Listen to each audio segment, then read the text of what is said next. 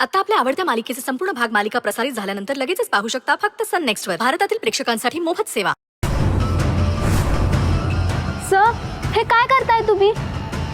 Don't वरी सिंधू, आता इथे कोणी येणार नाही आणि मला जे हवंय ते मिळाल्याशिवाय मी तुला सोडणार नाही.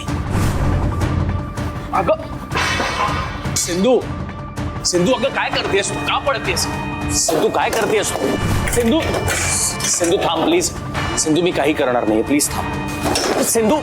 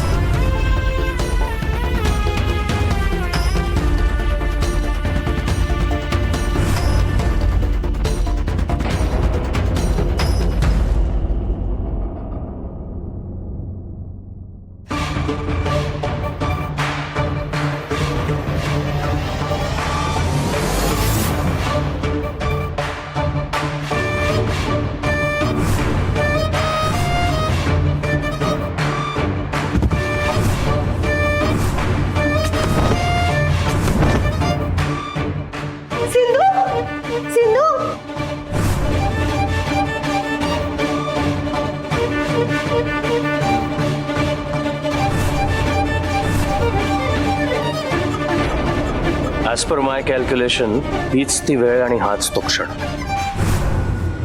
आता साक्षी पुराव्यांसहित हेच सिद्ध होईल की हे जे काही घडलंय त्याला मी नाही, प्राध्यापक निवाथे जबाबदार आहेत.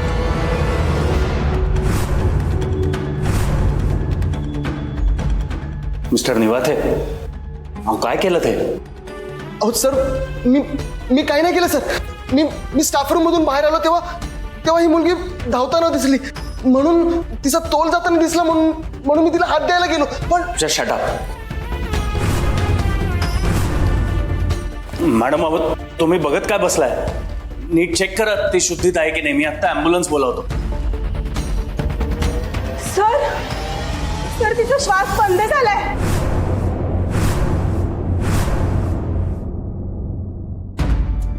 Hello, police station. Sir, me Adishakti group of इंडस्ट्रीजच्या स्कूलमधनं बोलतो. अहो साहेब, मी काही नाही केलं साहेब. खरंच सांगतो, मी काही नाही केलं साहेब. मी काही नाही केलं साहेब.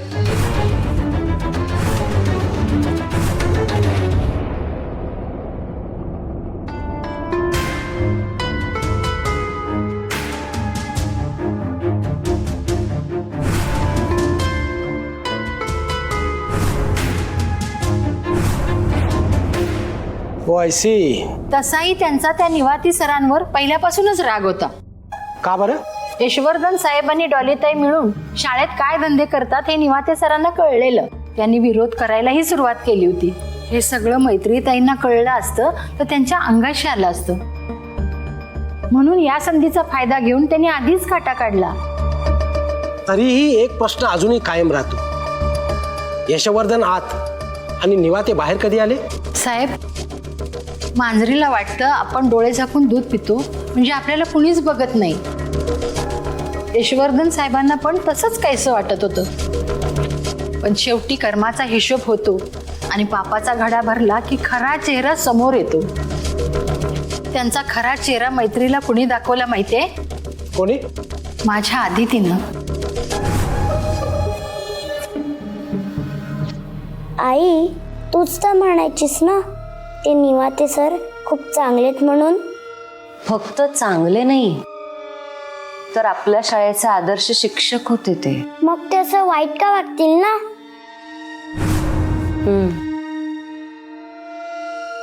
अजूनही माझं मन सांगतंय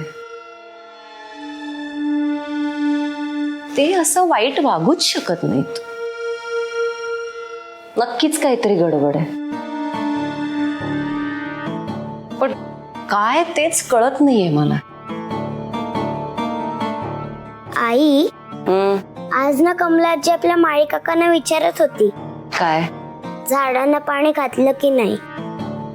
ते हो म्हणत होते आणि कमलाजी नाही म्हणत होती. मग मंदा मावशीने CCTV फुटेज पाहिलं तेव्हा पटकन खरं काय ते कळलं. शाळेमध्ये पण आहे ना CCTV.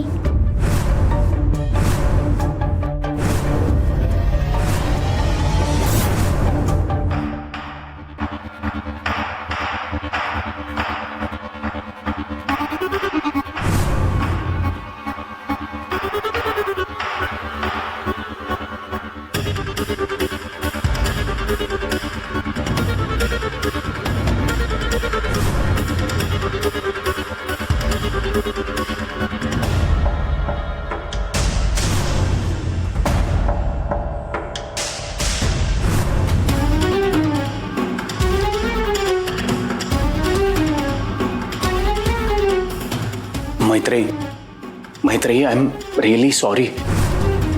मैत्रेयी, हे जे काही घडलंय त्याबद्दल मी हात जोडून माफी मागतो. हे बघ, त्या मुलीबद्दल असं काहीतरी करण्याचं माझं अजिबात इंटेन्शन नव्हतं. आता उगाच तुला काहीतरी कारण सांगण्यापेक्षा मी मान्य करतो माझ्याकडनं चूक झाली, पण शेवटची. ह्यापुढे असं काही घडणार नाही. I promise. तुला आदिशक्ती इंडस्ट्रीजला आपल्या शाळेच्या नावाला कुठलाही धक्का लागणार नाही याची मी नक्की काळजी घेईन.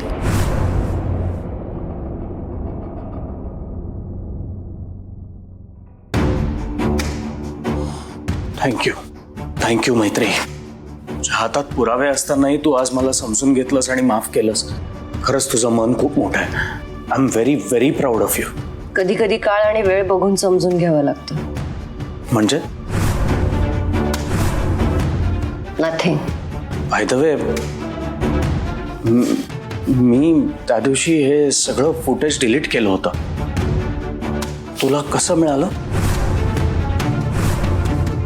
सगळं फुटेज एकाच वेळी 3 ठिकाणी सेव्ह होत असतं. शाळेच्या आणि माझ्या पर्सनल अकाउंट व्यतिरिक्त अजूनही एका ठिकाणी सेव्ह होत असतं. पण याचा अर्थ या फुटेज बाबतीत फक्त तुलाच माहिती आहे, त्यामुळे मला घाबरण्याची काही गरज नाही ना?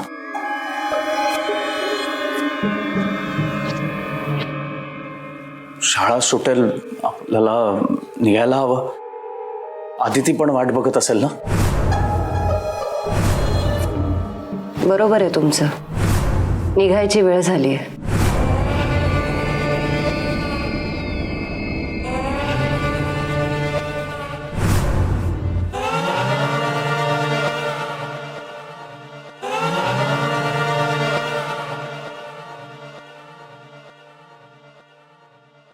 मैत्री, तुम्ही बायका ना खरंच खूप गोड असता. म्हणजे अनप्रेडिक्टेबल. म्हणजे तुमच्या मनात नेमकं काय चाललंय कधीच कोणी नक्की सांगू शकत नाही. असं का वाटतंय? आपलंच बघ ना. म्हणजे आता काही मिनिटांपूर्वी तू मला माफ करण्यापूर्वी मला खूप भीती वाटत होती. म्हणजे तू मुलांच्या बाबतीत, स्पेशली मुलींच्या बाबतीत घेत असणारी काळजी, शिस्त, हे सगळं आठवून मला म्हणजे मी घाबरलो होतो ऍक्च्युली. मला माहित नव्हतं तू मला माफ करशील की नाही. पण तू फक्त माझ्याकडे बघून स्माइल केलंस आणि माझं सगळं टेन्शन एकदम निघून गेलं. कोणीतरी म्हटलंय ना, स्त्री ही क्षणाची पत्नी आणि अनंत काळाची माता असते. मैत्री, या बाबतीत तूही काही वेगळी नाही आहेस. कौतुक करून झालं असेल तर निघूया. घरी वेळेत पोचायला हवं. पोहोचायलाच हवं.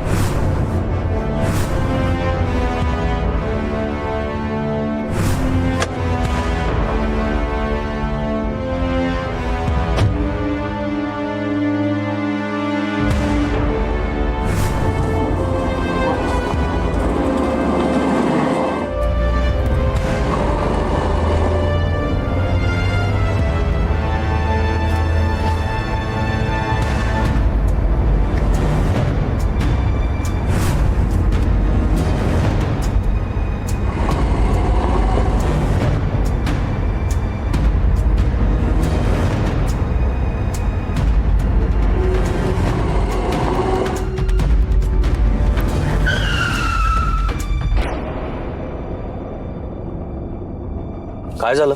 तुमच्या मुक्कामाचं ठिकाण आलं. म्हणजे? समोर बघा आणि आतापर्यंत काय काय फिलॉसॉफी झाडत होतात ना ती आठवून बघा.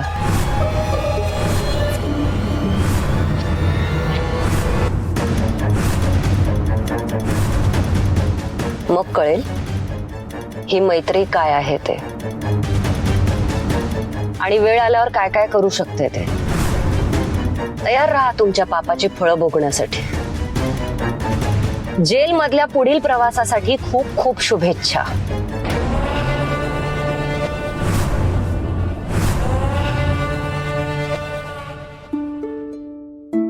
बोला निवाते सर.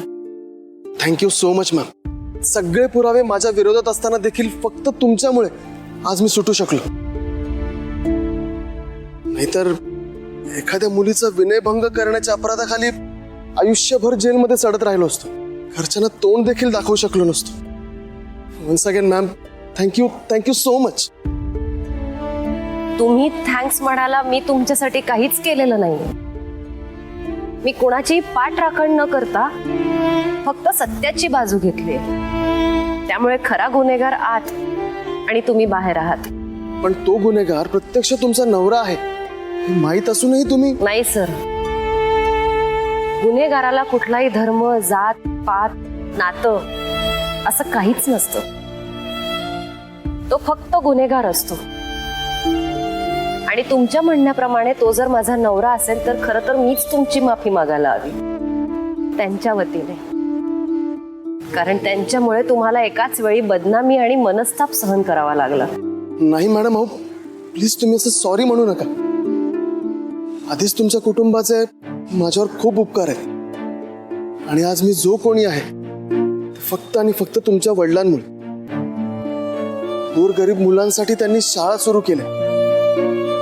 त्यामुळेच माझ्यासारख्या अनाथ मुलाला शिक्षण मिळू शकलं. त्यांनी मला स्कॉलरशिपही दिली म्हणून मला हवं ते शिक्षण मी घेऊ शकलो आणि याच शाळेमध्ये नोकरी देखील मिळवू शकलो. तुमच्या वडिलांच्या, भावाच्या उपकारांमुळेच माझं आयुष्य खऱ्या अर्थी मार्गी लागले आणि आता त्याच उपकारांची परतफेड करण्याची वेळ आली. मला कळलं नाही तुम्हाला नक्की काय म्हणायचंय. मॅडम, तुम्हाला कल्पनाही नाही. तुमच्या नकळत तुमच्या बिझनेसचं खूप नुकसान होत आहे आणि तेच मला पाहवत नाहीये. काय बिझनेसचं नुकसान? तुम्ही काय म्हणताय मला कळत नाहीये. प्लीज जरा समजावून सांगाल का? हो मॅडम, जोपर्यंत राघवेंद्र सर आणि तुम्ही बिझनेस सांभाळत होता तोपर्यंत सगळं काही शिस्तबद्ध होतं. ज्या क्षणी तुम्ही हा बिझनेस तुमच्या सासरकडच्यांना सांभाळायला दिला तेव्हापासून सगळंच बिघडलंय. लोकांची फसवणूक होते, त्यांना लुबाडलं जातंय. लोकांचं भलं करण्याऐवजी ते स्वतःचेच किसे भरतायत. अशी काही अनैतिक कामं होत आहेत जी याआधी आदिशक्तीमध्ये कधी घडलीच नव्हती.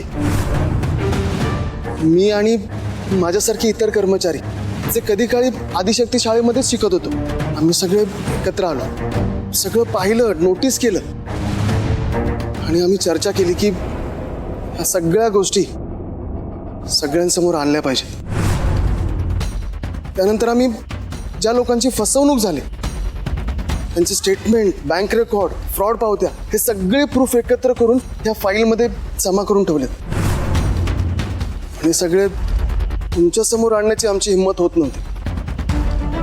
त्या दिवशी तुम्ही तुमच्या नवऱ्यावरच ऍक्शन घेतली आणि आम्हाला कळून चुकलं की इथेही तुम्ही सत्याच्या बाजूनेच उभं राहाल.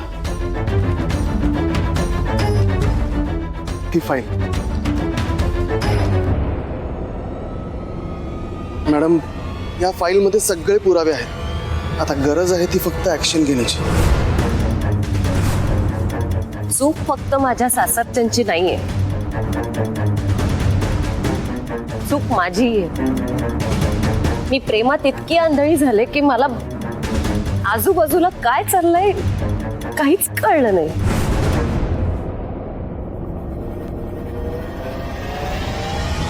नाही, आता मी शांत बसणं शक्य नाही. आज मी तुमच्या समोर शपथ घेते, जोपर्यंत मी जिवंत आहे तोपर्यंत माझ्या बाबांनी आणि माझ्या दादाने हे जे साम्राज्य उभं केलंय ते ढासळू देणार नाही.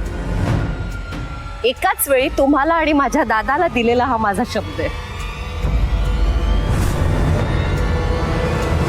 तिने त्या निवाते सरांना तसा शब्दच दिला होता आणि मग त्या फाईलच्या मदतीने माझ्या मैत्रिणीचा लढा चालू झाला. म्हणजे ती फाईल खूप महत्वाची आहे तर. हो साहेब. पण त्या फाईलमध्ये असे काय पुरावे होते? हे मी सांगण्यापेक्षा तुम्हीच एकदा बघून घ्या ना. माझ्यापेक्षा तुम्हालाच चांगलं कळेल.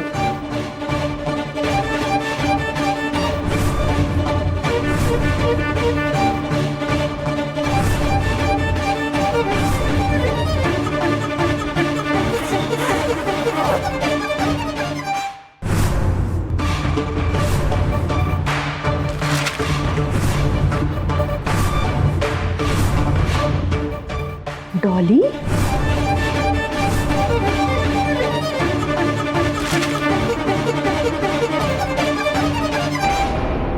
शाळा सुरू होऊन 6 महिने झाले तो. ऍडमिशन देणं शक्य नाही आता. नुकतीच माझी बदली या शहरात झाली आहे. आम्हाला काही पर्याय नाही. प्लीज आमचा प्रॉब्लेम समजून घ्या ना. ही शाळा आहे हो. कधीही यायला कधीही निघून जायला. धर्मशाळा नाहीये ना.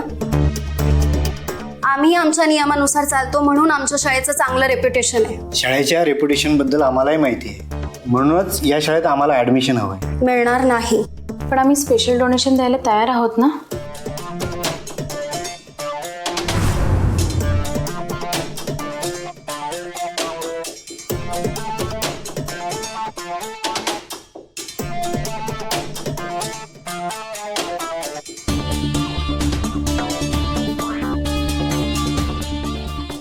ऍडजस्टमेंट करून ऍडमिशन द्यायचं असतं ना, तेव्हा आम्ही असे डोनेशन घेतच असतो.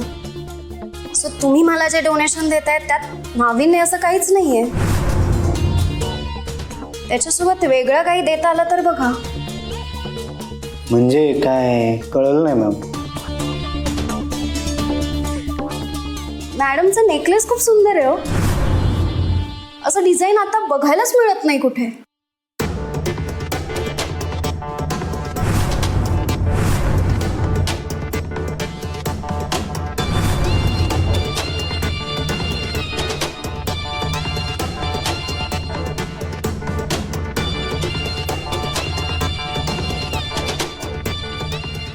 अहो, तुम्ही तुमच्या मुलीच्या ऍडमिशनचं काय घेऊन बसलात? तिला पास करणं ही जबाबदारी आता माझी.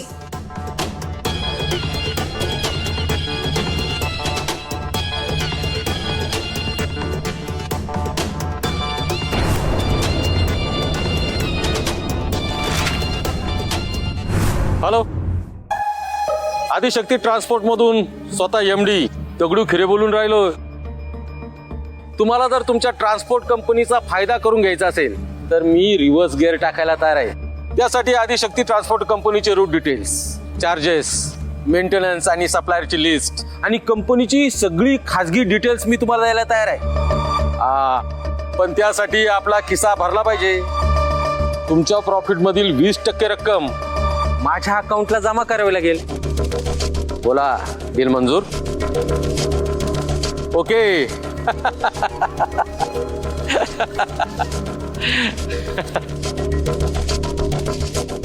सर, तुम्ही हे बरोबर नाही करत आहात. तू पण आजकाल काहीच बरोबर नाही करू राहिला. सर, मी माझं काम चोखपणे करत असतो. तोच तर प्रॉब्लेम आहे ना बाप्पा. यापुढे मी जे तुला सांगणार तेच तू करणार. अहो सर, तुमच्या या अशा वागण्यानं आपल्या कंपनीचं नुकसान होणार आहे. अबे, मी माझा फायदा पाहून राहिलो ना आता. कंपनीचे सगळे पैसे जर मैत्रीच्या अकाउंटला जाणार असतील तर मी काही तर फक्त स्टार्टर मारत राहायचं का? अहो सर, पण एक मिनिट. मी एवढी वर्ष ट्रान्सपोर्टचा बिझनेस सांभाळून राहिलो. आता तू मला शिकवणार का किती लिटर पेट्रोल मध्ये किती ऑइल मिसळायचं ते? मी जे सांगेल तेवढंच करायचं. तुला नोकरी सांभाळायची ना. तुला ज्या ट्रान्सपोर्ट कंपनीचा ईमेल ID पाठवलाय त्यावर आपल्या ट्रान्सपोर्ट कंपनीचे सगळे डिटेल पाठवून द्यायचे. काय निघायचं आणि कामाला लागायचं.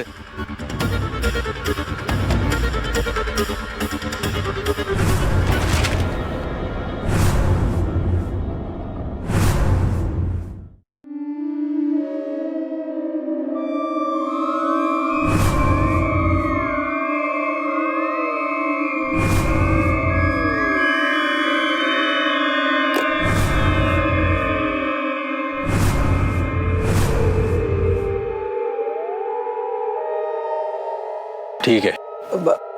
बॉस, ऍज अ कार्यकर्ता म्हणून एक विचारू काय? पैसे जरा कमी वाटत नाहीत काय?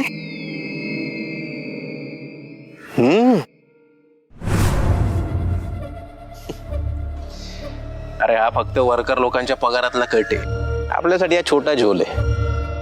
म्हणून आपल्याकडून हे तुला गिफ्ट. आपला जीवाभावाचा एकमेव कार्य करतायस तू. ऐश कर. बॉस, सगळे पैसे मला दिले, मग तुम्हाला काय? आपल्या डोक्यात एक मोठा झोल चाललाय. तुझ्या बुद्धीच्या बाहेर आहे. हा, ते तर झालंच, पण बॉस, नक्की झोल काय आहे? नक्की झोल काय? आपल्या वहिनीने गरीब वर्कर्ससाठी एक स्कीम काढली. आपली कंपनी 25% डिस्काउंटवर वर्कर्सना घरं विकणार. म्हणलं ओके, विकूया, पण मार्केट रेटने. आणि कंपनीला बिल लावायचं 25% डिस्काउंटचं. आलं का देना? Yes boss.